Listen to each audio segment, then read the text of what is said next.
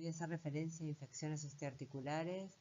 Voy a abordar temas tales como artritis, infecciones asociadas a prótesis y osteomielitis.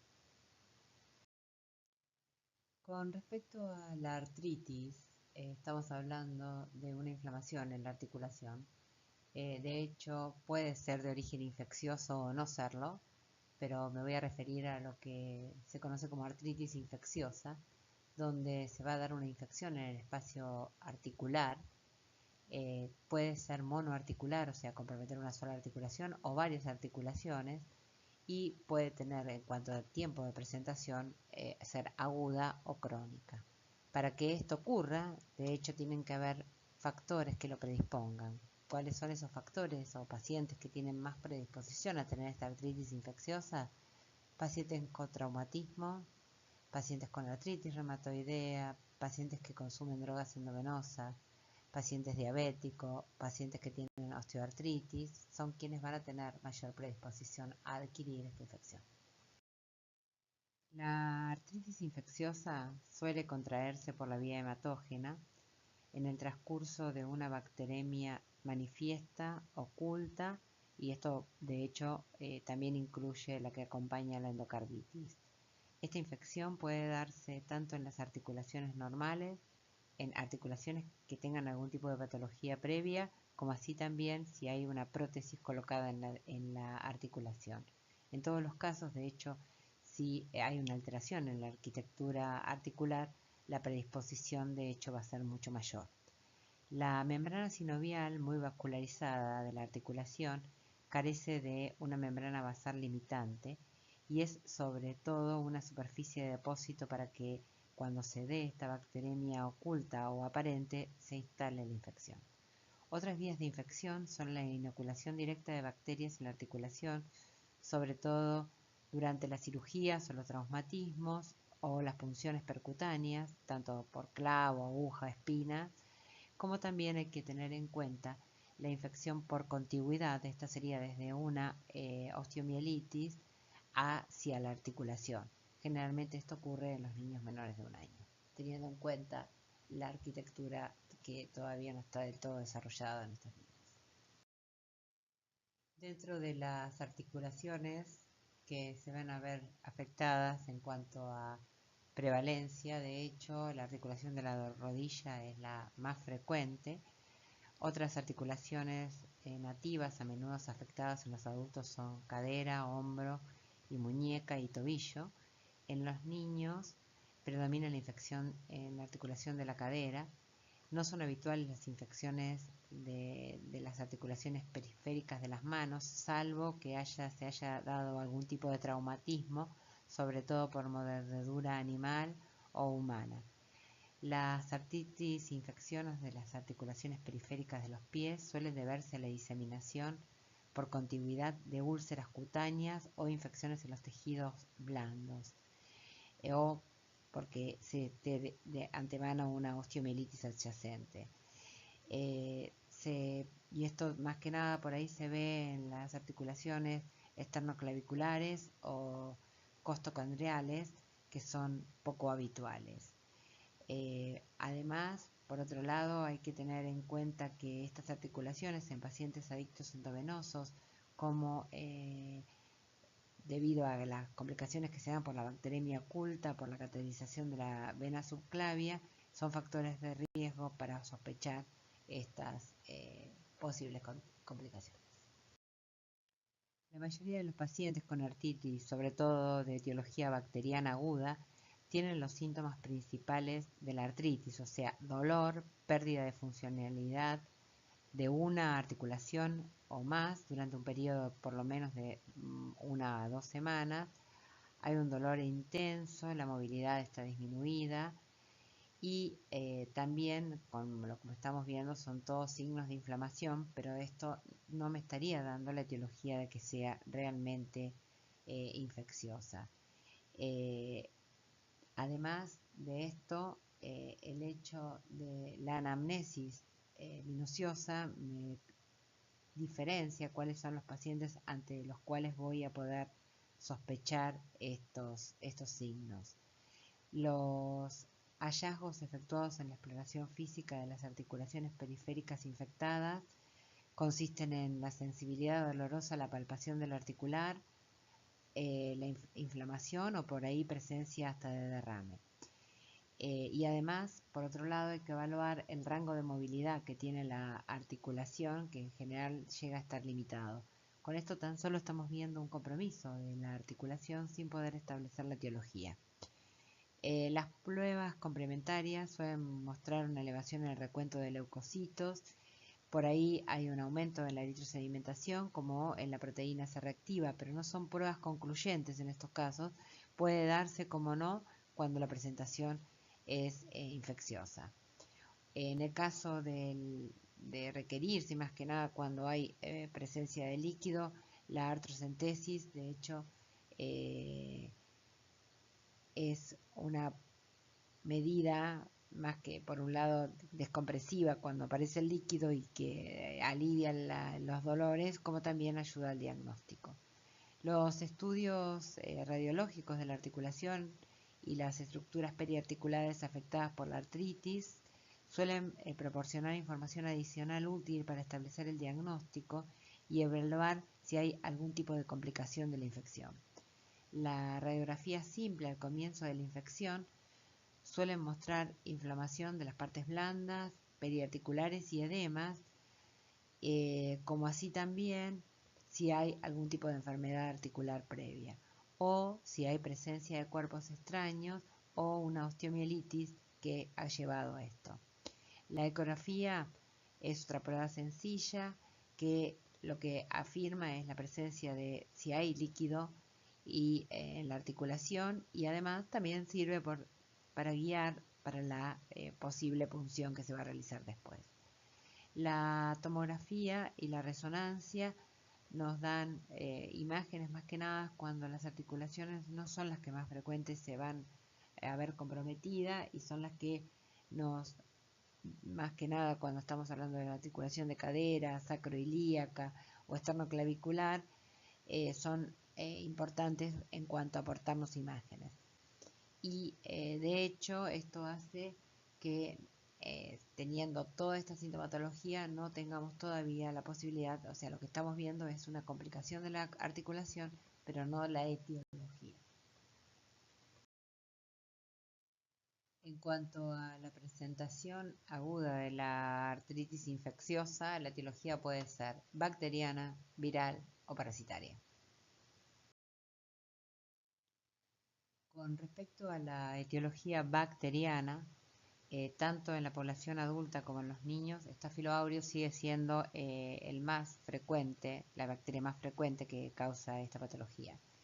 En los niños, en cuanto a frecuencia, le siguen los streptococos, tanto Streptococcus agalactiae como Streptococcus piógenes.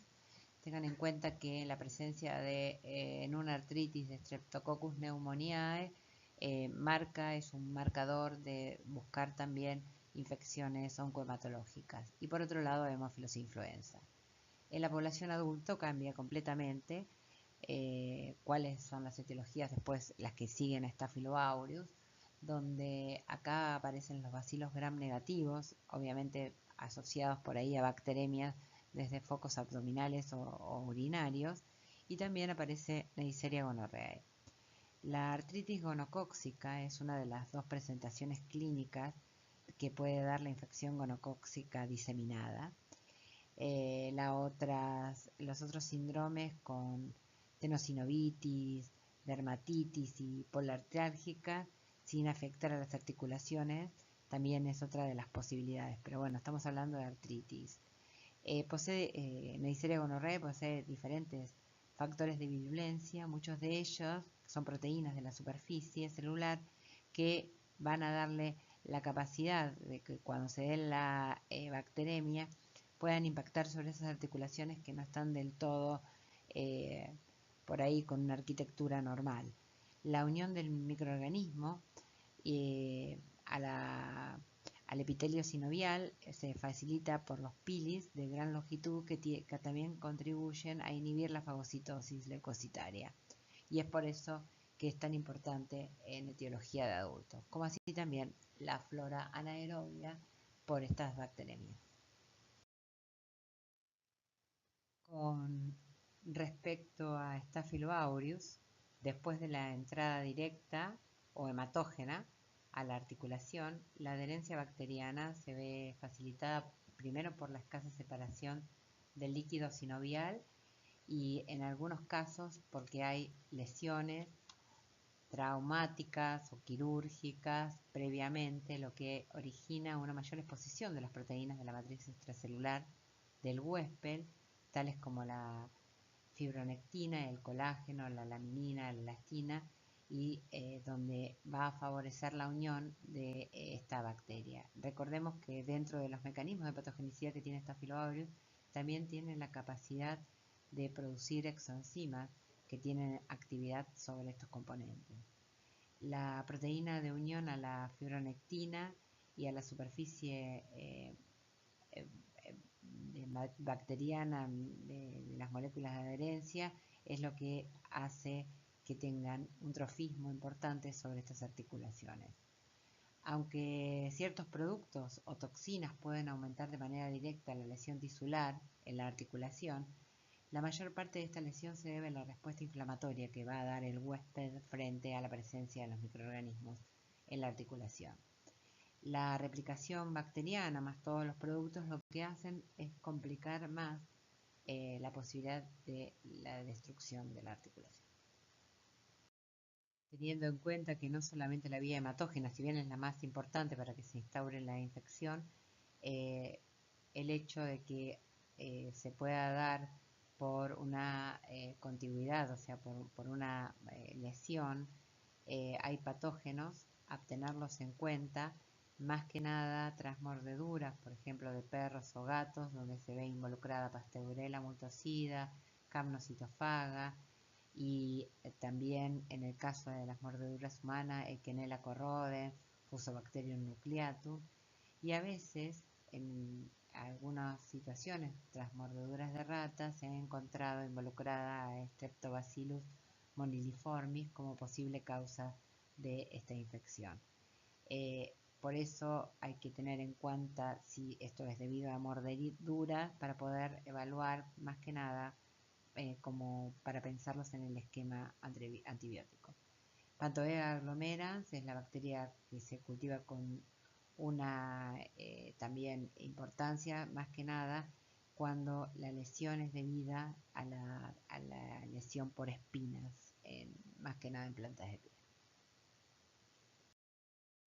Teniendo en cuenta la importancia de establecer la etiología de la artritis, es que necesitamos una muestra para confirmar y para corregir o no el esquema inicial de tratamiento. Por eso es que en el caso de que el paciente obviamente tenga contenido de líquido, por artrocentesis se va a tomar muestra de ese líquido que va a ser enviado a cultivo.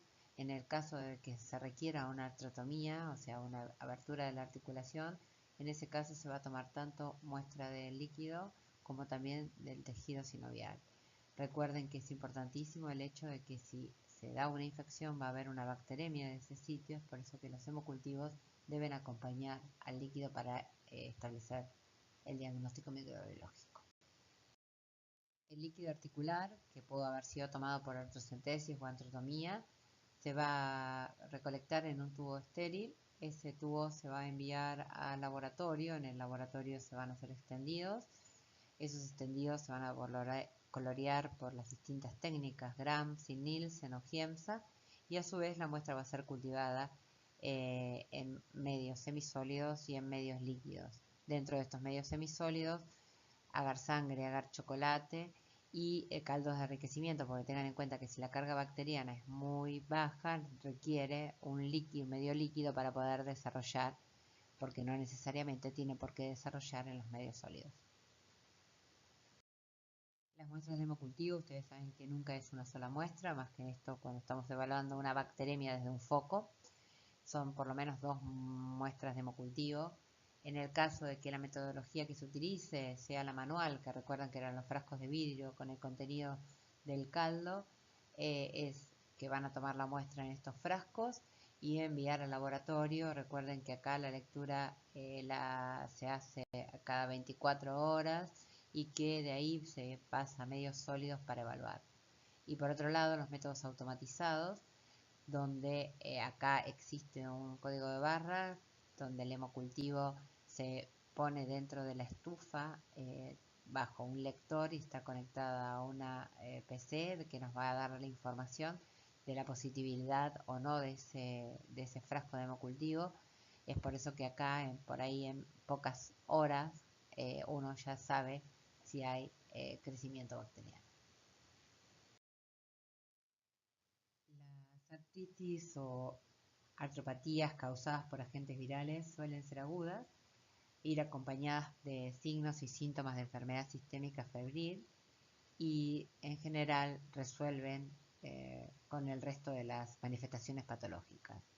Los virus pueden ser causantes de artritis de modo directo al infectar directamente la membrana sinovial o en forma indirecta mediante la respuesta de tipo inmunológico del huésped, que puede ser otra de las opciones sin que esté involucrado directamente el virus. Quizás la forma más frecuente de artritis viral en los países desarrollados sea la debida al parvovirus humano B19. En los niños infectados por el parvovirus comienza con esta fiebre, el eritema, la coriza, cefalea, malestar general, el eritema facial que se caracteriza por ese aspecto de bofetada y que tanto se va a ver en todas las extremidades hasta que se dé el eritema reticular en encaje. Las artritis solo aparecen en un pequeño porcentaje en los niños afectados y tiende a ser asimétrica y oligoarticular. Los adultos infectados por el parvovirus B19 no presentan el eritema facial, pero sí puede observarse en los niños, igual que en los niños, quiero decir, el cuadro febril en este caso. Tengan en cuenta que otros virus tales como la rubiola, asociada más que nada a la inmunoprofilaxis, se asocia a patología articular, sobre todo en mujeres adultas, y también hepatitis con B, que en este caso no sería el virus, pero sí en la fase preictérica va acompañada a veces con patología articular.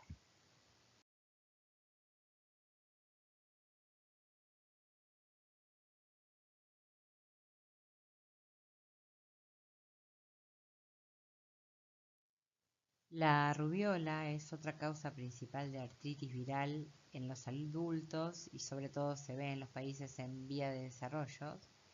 La inflamación articular puede aparecer tras una infección natural o tras la inmunización mediante la vacuna con virus vivo atenuado. Se cree que la artritis se produce por una infección directa del tejido sinovial articular, más que por el mecanismo inmunológico, al igual que lo que sucede con el parvovirus humano B19, la poliartritis se asocia en el caso de la rubiola y más que nada la población afectada son las mujeres más que los niños y generalmente como se va a dar esta poliartralgia, las articulaciones que se ven con frecuencia afectadas son las de las manos, rodilla, muñeca, tobillo. Los síntomas articulares aparecen a los pocos días en el caso de una infección salvaje, después de que se dé el eritema, y en cambio en el caso que se ve asociada al uso a la vacuna, aparece a las 2 o 3 semanas. Se demuestra que es bastante frecuente el hecho de que la inmunoprofilaxis, o sea la vacuna, induzcan estos síntomas articulares. Generalmente se autolimitan, lo que sí hay que tener en cuenta que la sintomatología articular puede durar hasta 6 meses. Cuando estamos frente a una sospecha de que rubiola pueda ser el agente etiológico, para realizar el diagnóstico lo que debemos dosar es la IgM antirrubiola que se hace por el método de ELISA. Esta es una opción, o en el caso de no contar con esta metodología indirecta, lo que sí si vamos a hacerlo desde una IgG específica, lo que tenemos que tener en claro es que debemos ver la seroconversión. Recordemos que este virus se puede cultivar en líneas celulares, pero no es la metodología que se utiliza para el caso del diagnóstico habitual. La técnica de ELISA, tanto que se puede utilizar para la del dosaje de IgM o IgG, recuerden que es una técnica cuantitativa, se hacen diluciones del suero del paciente y la inversa de la dilución es el título que viene referido como informe. En las infecciones agudas por el virus de la hepatitis B suele aparecer artritis durante los pródromos febriles antes de que aparezca la ictericia y generalmente suele darse junto con la presentación de la urticaria. En la artritis debida o asociada a hepatitis B generalmente se ve como una poliartralgia, o sea, va a haber compromiso de varias articulaciones, mano, rodilla, tobillo, y si bien antiguamente se creía que esta sintomatología se asociaba al virus directamente sobre la articulación, hoy por hoy se sabe que se relaciona la aparición de complejos fijadores de complemento en la articulación. Y una vez que comienza la ictericia, desaparece la sintomatología. Teniendo en cuenta lo antes dicho, es que para el diagnóstico vamos a requerir un método indirecto, o sea, el dosaje, pero en este caso va a ser del antígeno de superficie, porque no tiene sentido dosar ni anticuerpos totales, anticore, ni IgG total antisuperficie. Hay varias infecciones por alfavirus que se asocian a artritis. Estos arbovirus suelen causar cuadros esporádicos y endémicos. Sin embargo, la mutación viral o el incremento de la prevalencia de los mosquitos vectores puede dar lugar a brotes periódicos de carácter explosivo que cursan con fiebre, erupción cutánea y artritis. La fiebre chikungunya se caracteriza por un cuadro febril bifásico y agudo en el cual en la fase inicial cursa con cefalea, malestar, mialgia, artralgia y además con la presentación de estas poliartritis y en aproximadamente 50% de los casos una erupción cutánea. Los síntomas articulares son a menudo muy graves, por eso la palabra de chikungunya, que significa lo que te dobla, es más que nada asociado al dolor articular. Estas localizaciones predominantemente se dan en muñeca, tobillos y en manos y pies. Y al cabo de 5 o 7 días de fiebre y desaparece generalmente la sintomatología. Como dijimos en un inicio, otra de las patologías de la presentación aguda puede ser la parasitaria. De hecho, hacemos referencia porque hay casos reportados, más que nada en Nueva Guinea, teniendo en cuenta que este es un área donde la filaria es una enfermedad endémica. Hay presentaciones donde hablan de la filaria como causa de estas artritis. La artritis infecciosa crónica consta de una serie de infecciones que pueden afectar una sola articulación o más de una articulación. Se caracteriza por una instauración insidiosa, una evolución indolente que va a presentar en general poca sintomatología en un inicio, pero se va a ir dando una destrucción progresiva de la articulación que puede llevar a la pérdida de la funcionalidad de la misma. Muchas de estas infecciones comienzan con, como dijimos antes, con pocos signos y síntomas de inflamación articular y puede darse esta tumefacción, puede aparecer con o sin derrame y el dolor es bastante tolerable, por eso es que muchas veces no se consulta en esta instancia. Aunque este tipo de artritis infecciosa sigue siendo relativamente tan infrecuente con respecto a lo que es la presentación aguda, hay que tener en cuenta como uno de los posibles diagnósticos diferenciales de las causas crónicas de las complicaciones articulares. Es por eso que la etiología puede ser tanto bacteriana como micótica. Alrededor del 10% de las tuberculosis extrapulmonares afectan a los huesos y a las articulaciones, lo que supone una importante consecuencia de Mycobacterium tuberculosis. La incidencia obviamente es mayor en los países en vía de desarrollo que en aquellos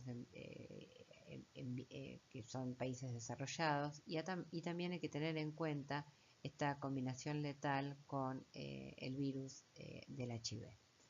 Mycobacterium tuberculosis provoca una monoartritis granulomatosa crónica que suele deberse a la diseminación hematógena asociada a la presencia a veces, en general, de un foco pulmonar primario. La infección articular puede permanecer latente durante mucho tiempo antes de hacerse evidente desde el punto de vista clínico. Es habitual que afecte las articulaciones de la rodilla, cadera, tobillo, pero puede darse en cualquier articulación.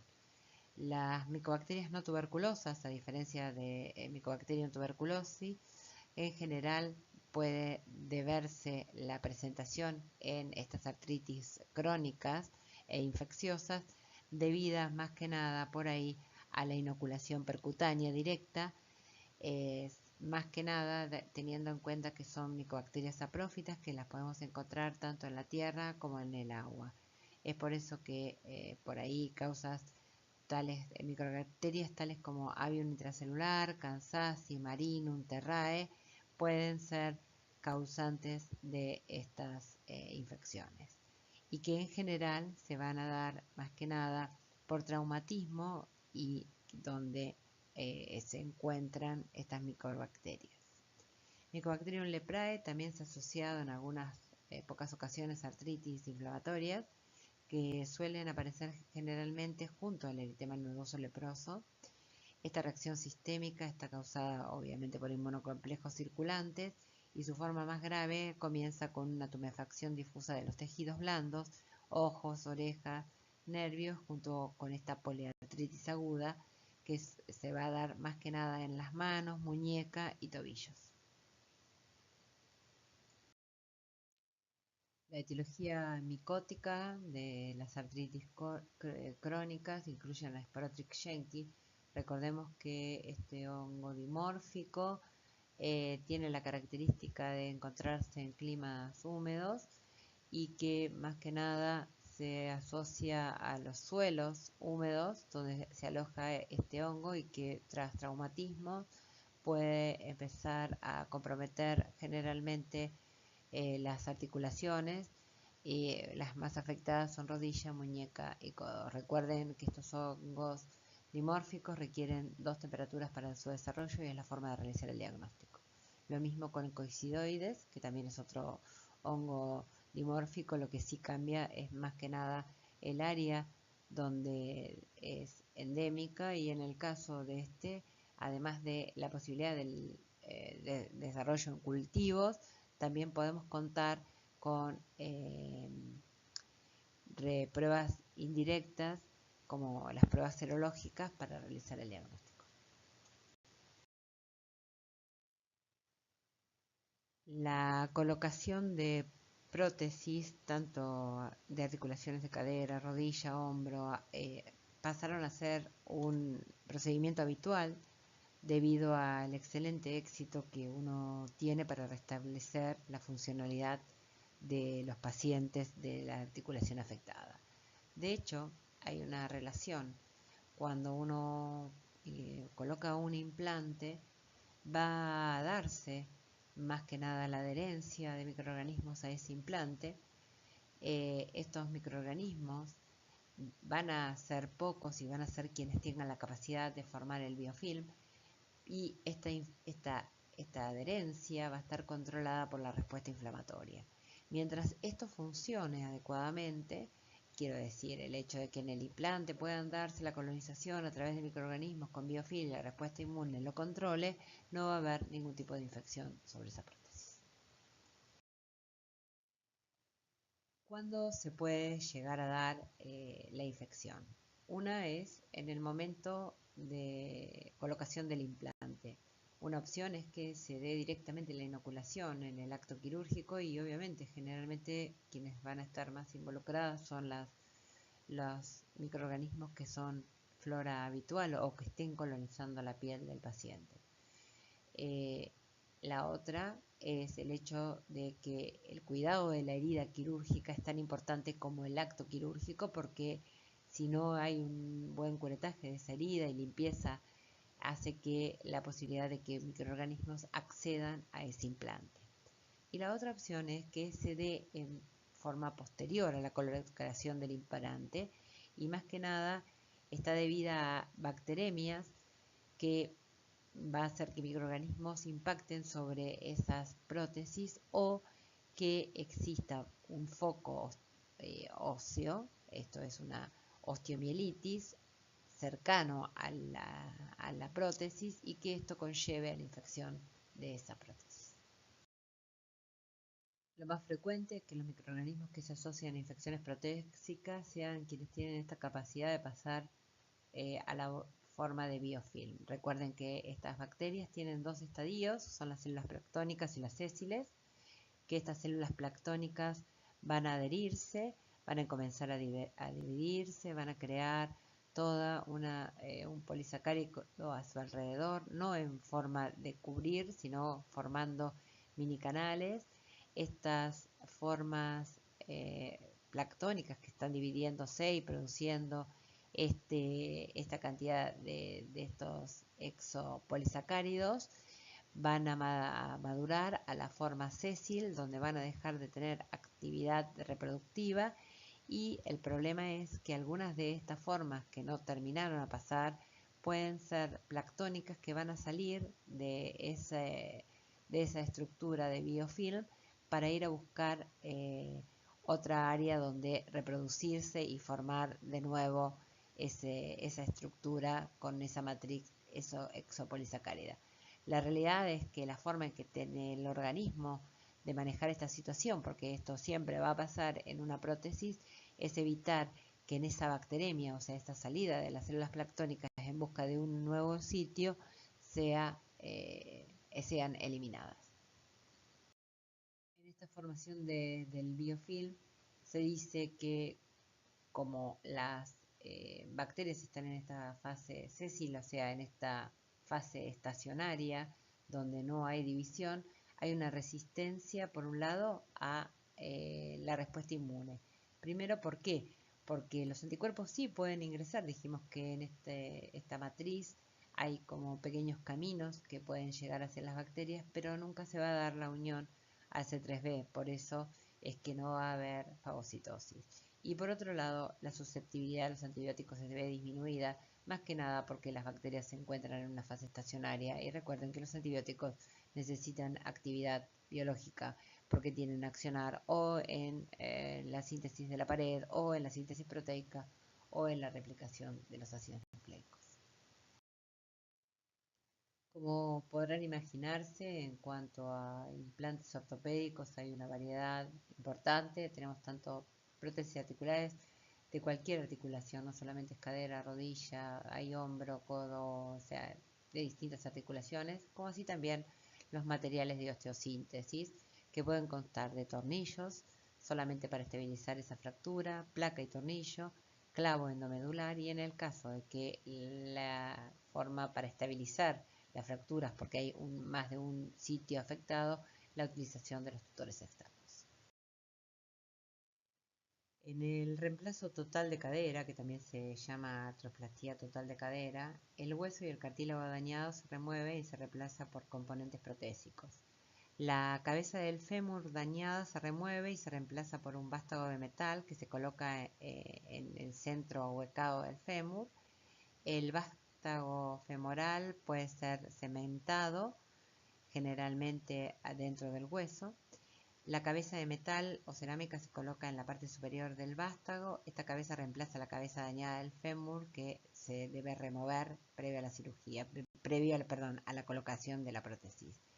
La superficie de cartílago dañado, el acetábulo, se remueve y se reemplaza con una cavidad de metal. A veces se usan tornillos y cemento para mantener la cavidad en su lugar. Después, además, se pone un espaciador de plástico, cerámico o metal que se va a insertar entre la cabeza y la cavidad nueva para permitir el desplazamiento de esta prótesis. Con respecto a el tema de la rodilla, hay 4 pasos básicos para un procedimiento de reemplazo de rodilla. Primero, la preparación del hueso, las superficies del cartílago dañado en los extremos del fémur y la tibia se remueven junto con una pequeña cantidad de hueso subyacente. Después hay un posicionamiento de los implantes de metal. El cartílago y el hueso removidos son reemplazados por componentes metálicos que van a recrear la superficie de la articulación. Después se va a hacer una resuperficialización de la rótula. La rótula se corta y se resuperficializa con un botón de plástico. Y esto es dependiendo del caso de cómo se encuentre la misma. Y después, obviamente, la inserción del espaciador plástico que va a dar la movilidad a la prótesis. A veces, las fracturas de cadera, más que nada cuando se da una fractura trocantérica, no se requiere un reemplazo total de la articulación. Es por eso que en estos casos se va a utilizar un material de osteosíntesis que consiste en una placa diaficiaria y un tornillo que va a hacer que se estabilice esa fractura para que se forme el callo. Tengan en cuenta que según el tipo de fractura a veces no se puede estabilizar con tornillos o un clavo endomedular, es por eso que se va a utilizar estos tutores externos donde la estabilización va a estar guiada desde el exterior. Estos tornillos que se van a encontrar desde el exterior contaminados con el medio ambiente pueden ser causa de las infecciones. Pero tengan en cuenta que estos tornillos están contaminados desde el medio externo. La infección de una prótesis articular produce los síntomas inflamatorios característicos con una gran variedad de intensidad. La mayoría de los pacientes tienen una evolución indolente y prolongada con un incremento progresivo de dolor articular, y la forma que a veces puede darse más que nada es esto de los trayectos fistulosos cutáneos, y puede presentarse con fiebre o sin ella. El patrón clínico que generalmente puede darse va a estar relacionado por el patógeno, la virulencia que el mismo tenga y cuán afectados estén los tejidos circundantes por este microorganismo. Desde el punto de vista a tener en cuenta más que nada infectológico, se definen infecciones tempranas, aquellas que se van a dar obviamente en un tiempo corto desde que se da la cirugía. Generalmente esto va a venir asociada por una infección de esta herida, de la herida quirúrgica con este eritema, va a haber un dolor importante y fiebre. El tema es que la otra opción, vimos que también podía haberse puesto la prótesis y aparecer la sintomatología por ahí en años después de colocada. Se debe sospechar cuando hay un dolor o un impedimento en la funcionalidad de una prótesis que venía funcionando sin ningún tipo de problema, y lo que vamos a ver por ahí son signos de aflojamiento que no necesariamente tienen que ser infecciosos, o la fistulización, que esto ya es más llamativo, que es este cordón de salida de microorganismos. En cuanto a las infecciones, generalmente cuando estamos hablando de infecciones tempranas que tienen una evolución menor de 3 meses, como dijimos antes, tienen más que ver con el acto quirúrgico, con el manejo de la herida. Es por eso que los gérmenes más frecuentes son Staphylo aureus y coagulasa negativo. En cambio, las tardías acá ya tienen que ser gérmenes que, si se dio la inoculación en el momento quirúrgico, no tengan que tener tanta virulencia. Por eso es que en el caso de que esta tardía sea debida a un problema en el acto quirúrgico, se asocia a Staphylos coagulasa negativos, Propionibacterium acne o anaerobios, y poco frecuente es que esté Staphylo aureus involucrado. Pero lo que también puede pasar en una prótesis es que se haya dado una bacteremia, y ahí el impacto sobre la articulación. Como estas bacterias pueden tener distintos focos a partir de los cuales se da, es que la variedad de microorganismos es variada, es diferente. Si por ahí el foco es piel, podemos tener Streptococcus, Agalactiae o Piógenes, o desde un foco abdominal pueden estar involucrados los bacilos gram negativos.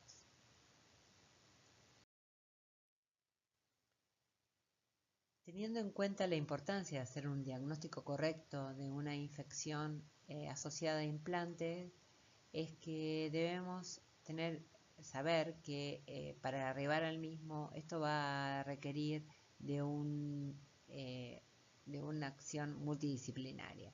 Por un lado, evaluar clínicamente si estamos, evaluar la posibilidad de una infección protésica. Por otro lado, los parámetros de laboratorio, más que nada en este caso, tanto la proteína C reactiva como la eritrosedimentación son valores importantes a tener en cuenta para poder sospecharla. Por otro lado, las imágenes que nos van a corroborar o ayudar a establecer si estamos frente a una posibilidad de infección. Y por otro lado, este paciente va a requerir el ingreso al quirófano para realizar la toma de muestras, muchas muestras para los estudios microbiológicos, como así también para la anatomía patológica. Dentro de el diagnóstico están las imágenes para ayudarnos a establecer si tiene una infección asociada a ese implante. La radiología convencional aporta muchísima información. La ecografía, la verdad que más que ver qué sucede, si hay compromiso de las partes blandas o si hay presencia de algún absceso, no nos da mucha más información. Y por otro lado, la tomografía y la resonancia, hay que tener bastante cuidado para solicitarlos, más que nada la resonancia, teniendo en cuenta qué características tiene la prótesis para poner al paciente dentro de un resonador. La radiografía simple puede mostrar radiotransparencia en la superficie de contacto entre el hueso y el cemento. Pueden verse modificaciones de la posición de los componentes de la prótesis. Puede verse fractura del cemento, reacción perióstica, movilidad de los componentes en proyección de carga. Todo esto va a mostrar algún tipo de comunicación anómala entre el espacio interarticular y las distintas estructuras de componentes de la prótesis. Esto suele relacionarse con la infección, de hecho también con el tiempo desde que se está dando la infección, y por otro lado, estas modificaciones que se pueden dar y observar en las radiografías no son específicas de que sea debido a una infección. Acá, como ejemplo, vemos por un lado que frente a una prótesis estable no tendría que haber ningún tipo de reacción de osteólisis, o sea, sobre todo relacionadas al contexto de adherencia de la prótesis. Estas reacciones pueden observarse en una radiografía común. Estas osteólisis pueden ser lineales, donde comprometen varios sectores del lugar de contacto de la prótesis, más que nada con el hueso, o pueden ser explosivas, dándose en un solo sitio y abarcando un compromiso más expansivo. Acá estamos viendo un desplazamiento de la prótesis que ya fue previamente alineada y nuevamente vuelve a salir de su lugar, lo mismo que en la siguiente, donde vemos toda esta reacción de osteólisis alrededor de la prótesis, y en esta última diapositiva el movimiento, que no sabemos si puede ser por causa infecciosa o física, del desplazamiento lineal de la prótesis. Como dijimos antes, dentro de las posibilidades de imágenes, la ecografía lo que me va a dar más que nada es ayudar a localizar la presencia de abscesos o hematomas, o a guiar, o puede ser método por el cual se puede guiar la toma de muestra por aspiración. Después, la tomografía no es demasiado útil, más que nada porque no se ve demasiado bien todas las componentes protésicos y su relación más que nada con el cemento. Y por otro lado, la resonancia, como dijimos antes, hay que tener mucho cuidado, más que nada por el tipo de implante antes de poner un paciente dentro de un resonador. En cuanto a la etiología de las infecciones asociadas a implantes, lo más frecuente es que sea bacteriana. Tengamos en cuenta que la opción es que se dé en el acto quirúrgico o a través de la colonización de la herida. Esta es una opción, o que se dé a través de la vía hematógena. Es por eso que lo más frecuente en cuanto a microorganismos asociados a las infecciones protésicas estén los cocos positivos como Staphylococcus, coagulasa negativa, Streptococo, Enterococo, y más que nada por ahí porque pueden darse desde las bacteremias, bacilos gram negativos y anaerobios como causas, o que sea polimicrobiana como causa de infección. Pero obviamente la causa bacteriana no es la única causa asociada a infecciones protésicas. Los hongos tales como Candida, Candida albicans, Parapsilosis, glabrata, mucorales y Acremonium pueden ser causas de infecciones. De hecho, para que se den estas infecciones, generalmente tiene que haber factores de riesgo, tales como cirugías previas, artritis reumatoidea, malnutrición, obesidad, edad avanzada, inmunocompromiso, y que si bien tienen una baja incidencia, el pronóstico de estas infecciones, más que nada cuando hay factores de riesgos en los pacientes, es bastante terrible. Como ejemplo, esto pasó en nuestro país hace un par de años, no hace tanto, siempre uno espera que las etiologías micóticas se asocien a pacientes con morbilidad o pacientes que han recibido algún tipo de tratamiento previo para que se den.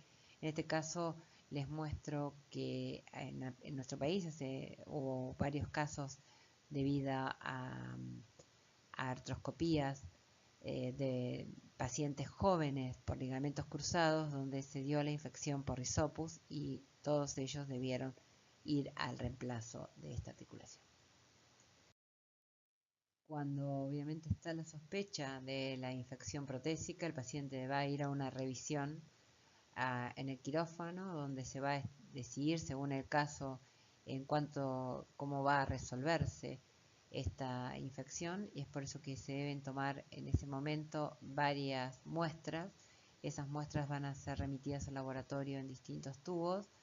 De las muestras van a realizarse la coloración, extendidos para coloración, como así también su cultivo tanto en medios sólidos como en medios líquidos, que son de enriquecimiento por si hay baja carga, para después poder tener el agente etiológico. Las diferentes muestras clínicas que se remiten al laboratorio cuando son material demasiado importante se van a fraccionar con bisturí. Las mismas desde esas partes van a realizarse los extendidos y después la siembra. En este caso se ve agar sangre, agar chocolate, y en los medios líquidos para aumentar el rescate microbiano. ¿Cuáles son las posibilidades en cuanto a los elementos que se pueden enviar al laboratorio para el cultivo? Tornillos y clavos, obviamente, si estamos hablando de tutores externos, no se pueden mandar en estos casos los tornillos. Acá estamos hablando de tornillos y clavos de materiales como de osteosíntesis para estabilizar la fractura, partes del cemento, en el caso de que haya una ruptura del mismo, fragmentos de hueso, toma de lo que se conoce como glicocáliz, que sería el biofilm que recubre a esa prótesis. Como dije antes, para garantizar el rescate del microorganismo asociado a esta infección, muchas veces, en general, se va a sembrar en medios líquidos, son caldos nutritivos para rescatar. En este caso estamos viendo el tornillo que obviamente solamente se va a sembrar en este medio para ver si hay presencia de microorganismos.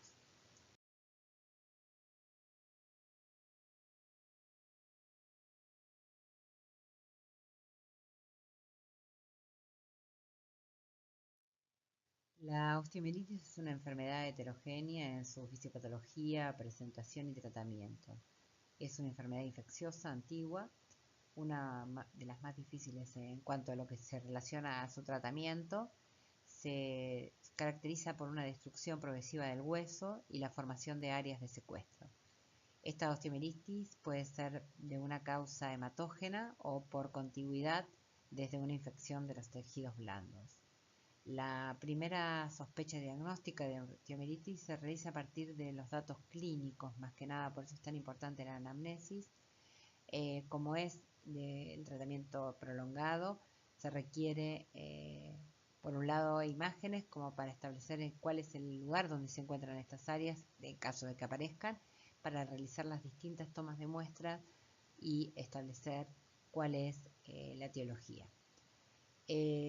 Ahí, en cuanto a lo que es el laboratorio general, puede verse elevada la eritrosedimentación, como la proteína C reactiva, y el recuento, en cuanto a lo que es el recuento leucocitario, puede estar elevado o normal. Hay diferentes clasificaciones de la osteomielitis. Una clasificación es según la duración de la enfermedad, aguda y crónica, y según el mecanismo de la infección hematógena o por contigüidad. Voy a hacer referencia a esta clasificación, que de hecho por ahí es la que más ilustra el tema en cuanto al proceder infectológico. Esta clasificación está bastante relacionada con la etiología y la estrategia terapéutica, y se habla de una osteomielitis hematógena, que generalmente es monomicrobiana, y de hecho la vía por la que ingresa es desde una bacteremia hacia esa estructura ósea que seguramente va a estar previamente afectada.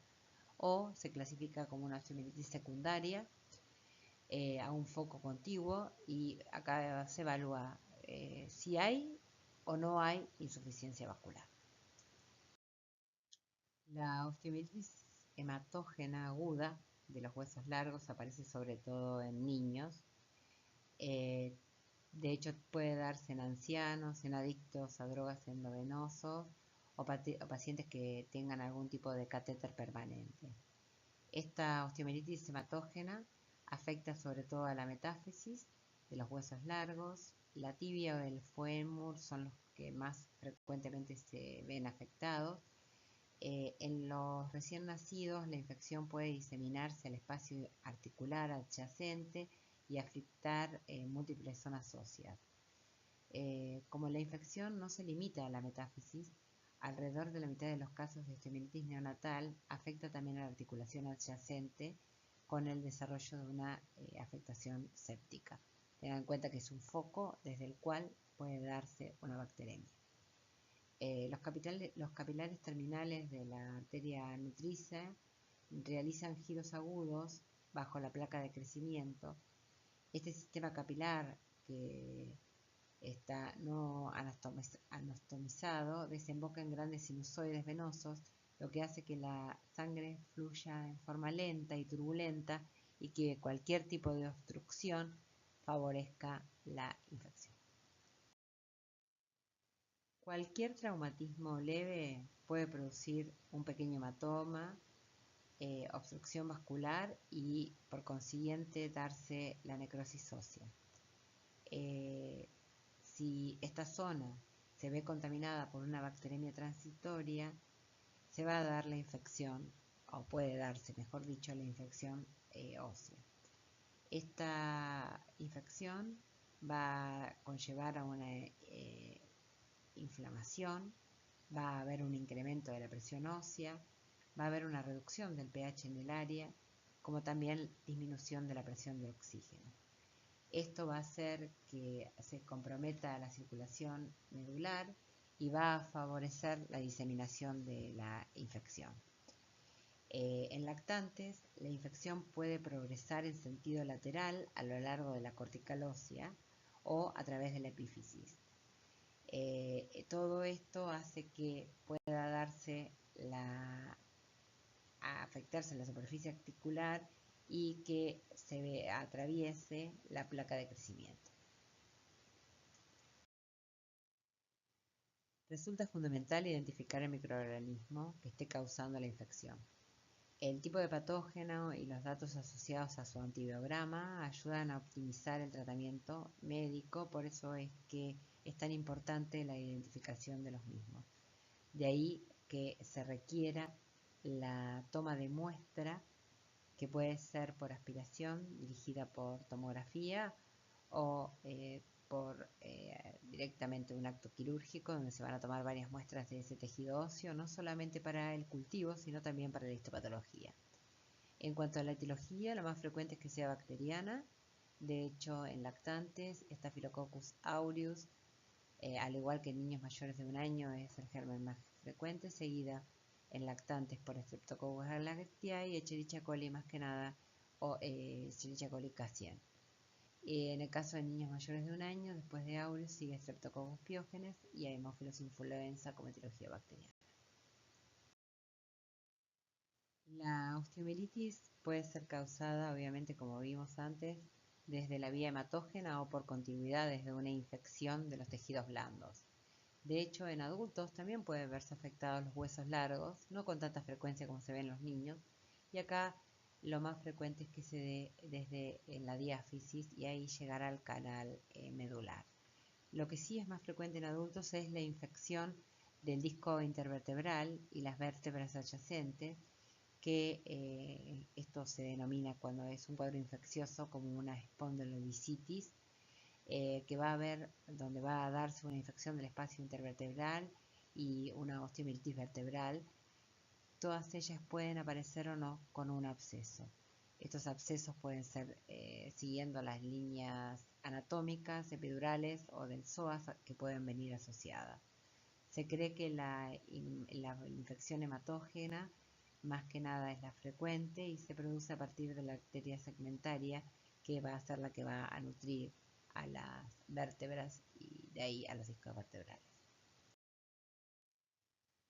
Como dijimos antes, la vía hematógena es la más frecuente para la cual se van a llegar los microorganismos a estas estructuras óseas.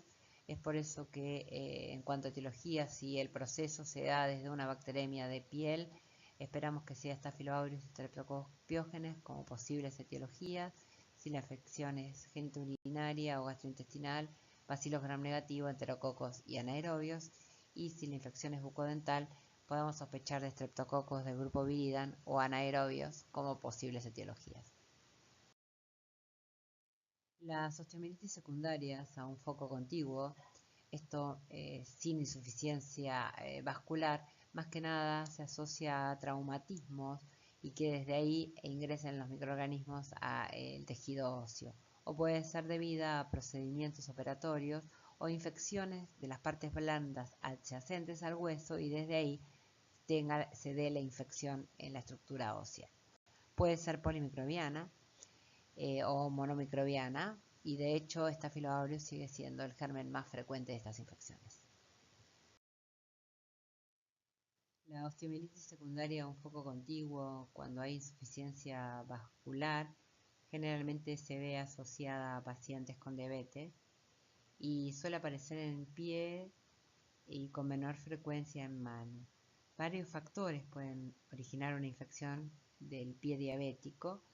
La neuropatía, la insuficiencia vascular y la hiperglucemia pueden provocar una serie de consecuencias que culminan en una úlcera y esta, una vez que esté colonizada, va a conllevar a la posible o posterior osteomielitis por contigüidad. La infección y el tratamiento precoz de estas úlceras hace que la posibilidad de llegar a una osteomielitis se vea reducida. Tal y como se detalló antes, el diagnóstico de la osteomielitis en los pacientes con diabetes o pacientes con insuficiencia vascular va a requerir muchas modalidades debido a que más que nada estas infecciones en general son polimicrobianas, donde intervienen microorganismos como aureus, coagulasa negativo, enterococos, gram negativos y anaerobios. En cuanto a la etiología, si bien la más frecuente es la bacteriana, no es la única, es por eso que se puede dar la osteomielitis micótica, donde se asocia a coccidioideomicosis, blastomicosis, criptococosis, candidiasis y esporotricosis como posibilidades. Como dijimos antes, es sumamente importante el diagnóstico porque el tratamiento de estas infecciones son prolongadas, es por eso que se requiere tomar muestras. Por un lado, biopsias. Cuando hablamos de biopsia, estamos hablando de una toma de por lo menos 4 o 6 muestras que pueden ser tomadas desde forma percutánea, dirigidas generalmente cuando se ve la lesión a través de alguna de las imágenes, o quirúrgicas con apertura. Las muestras óseas se deben tomar una parte para cultivo y otra parte para histopatología. Teniendo en cuenta que es un foco infecciosa, se puede dar la bacteremia desde este foco óseo. Es por eso que se requiere también la toma de hemocultivos. Esas muestras óseas, una vez que llegan al laboratorio, de las mismas se va a proceder a hacer los distintos extendidos, procesarlas obviamente previamente, hacer el extendido y el cultivo en medios sólidos y en medios líquidos para el rescate de microorganismos.